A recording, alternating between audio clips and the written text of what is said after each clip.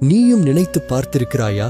நீ எவ்வளவு நல்லவனாக இருந்தாலும் ஏன் சில நேரங்களில் கெட்ட விஷயங்கள் உன்னை தேடி வருகிறதென்று? நீ உதவினவரே உன்னை விட்டு பிரிந்திருக்கிறார்கள். நீ நம்பினவரே உன்னை புண்படுத்தியிருக்கிறார்கள். அதனால் பலர் சொல்லுகிறார்கள், நல்லவனாக இருந்தால் வாழ்க்கை நஷ்டம்தான். ஆனால் உண்மை வேறு. வாழ்க்கை நல்லது கெட்டது என்று பிரியாது. அது உன்னை வளர்க்கும் நிகழ்வுகளால் நிரம்பியிருக்கும். ஒரு துன்பம் உன் தாங்கும் சக்தியை உருவாக்கும். ஒரு துரோகம் உன் பார்வையை தெளிவாக்கும். நல்லதும் கெட்டதும் இரண்டும் தேவையானவை. ஒரு விதை இருளில் புதைக்கப்படாமல் மலராது போல மனிதன் துன்பமில்லாமல் பிரகாசிக்க மாட்டான்.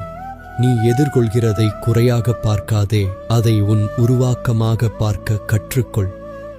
நல்லது உன்னை மகிழ்விக்கும், கெட்டது உன்னை வலிமையாக்கும். இரண்டும் சேர்ந்துதான் வாழ்க்கை எனப்படும் அருள்.